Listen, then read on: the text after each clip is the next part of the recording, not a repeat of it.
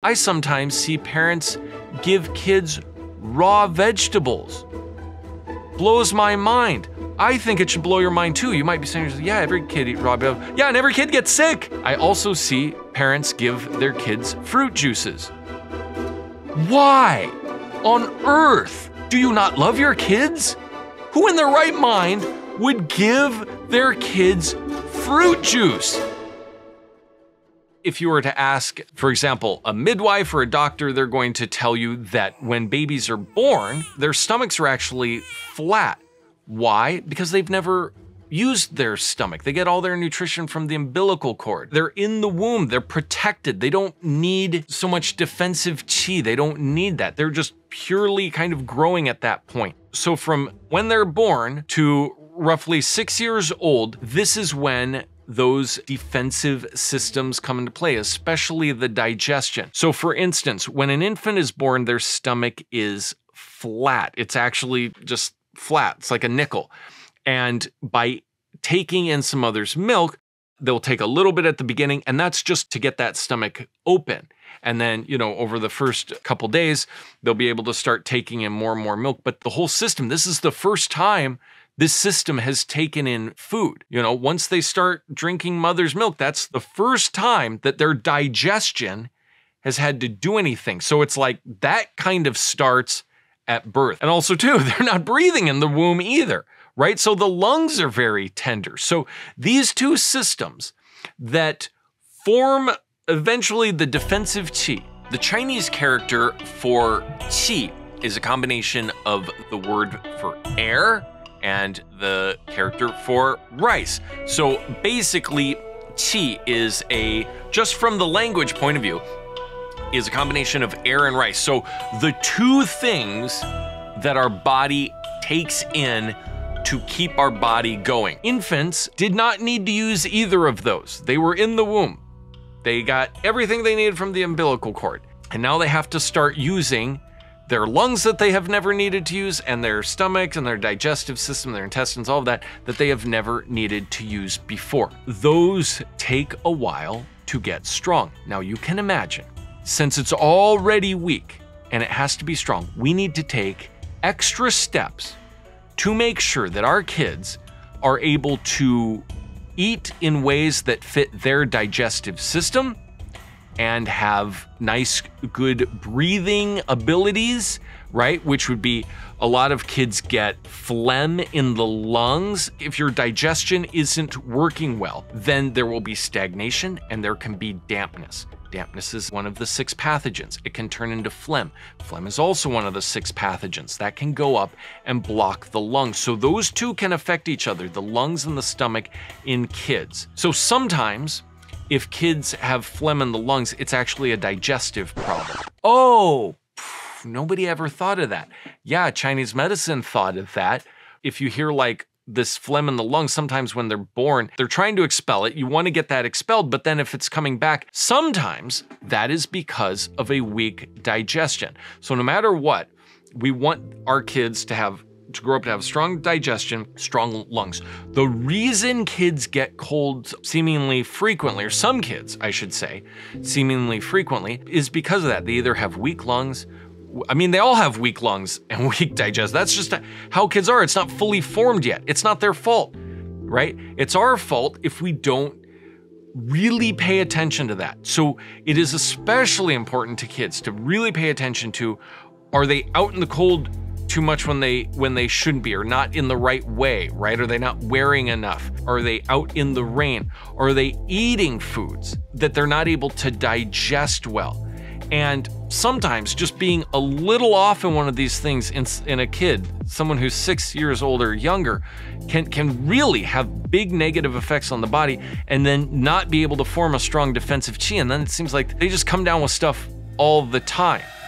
This is not a good thing, okay? Don't let those people out there fool you and say, yeah, oh, it makes them stronger. No, giving them a good diet, right? Fresh air to breathe, right? Proper sleep, that makes them stronger. Not making your kids get sick all the time and going, that'll make you stronger. That's just simply not true, even though so many people think it's that way. Okay, we'll dive into breathing quickly because that's pretty straightforward, and then we'll dive into diets.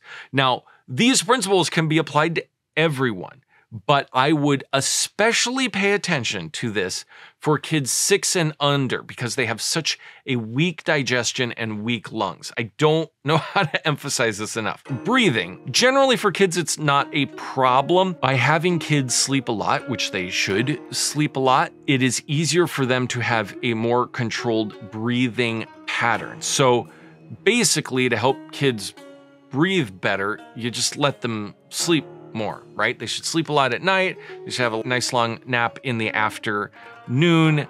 If there's problems where they're waking up a lot at night, they can't have good sleep, or they have trouble taking naps, those are issues that you need to resolve because that can certainly negatively affect the breathing, right? When they're asleep, they have a nice solid breathing pattern. When they're up and awake, it's, you know, it can be somewhat sporadic. For us adults, what that means is if you snore or if you have some form of sleep apnea, you definitely want to get that resolved. That is not ideal. That is an obstruction of some kind. You know, to put it in Western medical terms, you might not be getting all the oxygen that you need. To put it in Chinese medicine terms, you're just stressing the lungs out. You're not getting that qing qi, that clear qi. You're not getting that from the air, and your lungs are not able to extract that. So also too, if you don't sleep well and you wake up all the time, it can affect that as well. So sleep is gonna be a big thing for the lungs. You know, and obviously if, you know, breathing fresh air, if you're in a place with toxic fumes, I think that's a no-brainer. Don't be there. Now, the last thing that we're going to talk about, and this is one of the biggest things for building defensive qi, is going to be our diet. So then you say, okay, Jared, I got it. I've watched to this point. I watched the whole thing. I was fascinated by your explanation, and this is genius stuff. You wanna know what it is? And let me say, please like and subscribe. Let's grow this channel. I'm telling you, nobody's talking about, I can't find this stuff online. This is ancient wisdom. Dare I say, this is the most underrated channel on the internet. We got some good, serious stuff. This is fundamental stuff that we need to understand. All of this wisdom from ancient, and it's not even just ancient China, it's ancient cultures all over the world. Today, defensive qi and diet. So what does that look like? I'm going to give you more of a concept. I'll give you some specific things, but I want to give you more of a concept. The concept is, we want to make things as easy to digest as possible, especially if your digestion is weak. If you are 6 years old or under, your digestion is weak. That's just how it is. It's not fully formed. You're still growing. Therefore, you need to eat things that are easy to digest. Well, what is easy to digest? Just think about it for a second. Think about it. Anyone who's seen my stuff before will know. Soups. Yes, bone broth. Okay, so I will explain digestion very briefly. If you've seen this channel, you probably know this already. Your spleen, pancreas is considered, you can think of it as that is the fire, and your stomach is the pot. And you are making a soup. That is how your digestion works. You wanna make the soup, you wanna get all those things broken down before it then enters into the intestines, and your body can take all the energy, and you can have the nutritive qi and some of that we touched on. Before all of that, you need to break this stuff down in this pot that is your stomach. So you want to make sure that the fire is nice and strong and that everything that goes into the pot is easy to go in. So you've already got the water boiling. If you add more boiled water, right? You add hot water, you add soup that's already been boiling to that, you know, your digestion's not gonna skip a beat, right? It'll just keep boiling. If you add raw food, oh, don't get me started, to your digestive system, it's like throwing ice and just raw stuff into your soup. It's gonna take a while for it to then get that going. So basically, to kind of put it in a gross way, soup is like half digested food already. You've already done half the work of the digestion, if not more than half the work. That makes it very easy for the stomach to take those nutrients. So for kids, I mean, soups are great. Soups are bone broth, like any soup. any soup, because it's not so much the ingredients themselves, it's that method that they can take things in. And then to extend that, not just soups, it can be stews, it can be things that are mushy, right? Like you blend stuff down and then serve it to them warm. Warm, not cold. I sometimes see parents give kids raw vegetables. Blows my mind. I think it should blow your mind too. You might be saying, yeah, every kid eats raw vegetables. Yeah, and every kid gets sick. They don't put those together. Their digestive system isn't well formed. It has to go through all these extra steps. If you take those vegetables, boil them in a soup, give the kid the soup, they can virtually immediately take those, and it does very little to tax their weak digestive system, okay? I see parents give kids cold milk. Oh, I'm not against milk. I think milk is a great thing. Give it to them warm. I mean, even in the West, we used to do that. You always hear about that, you know, like warm cup of milk before bed or warm milk. We stopped doing that. Why? I don't know. I have no idea why. I don't know why anyone in their right mind would drink cold milk. Warm milk tastes better anyway. I mean, you know, now you don't want to give your kids too much dairy though, because too much dairy can cause phlegm and dampness, okay? But a little bit of milk, that's not too bad. Warm milk, right? I also see parents give their kids fruit juices. Why on earth do you not love your kids? Who in their right mind would give their kids fruit juice?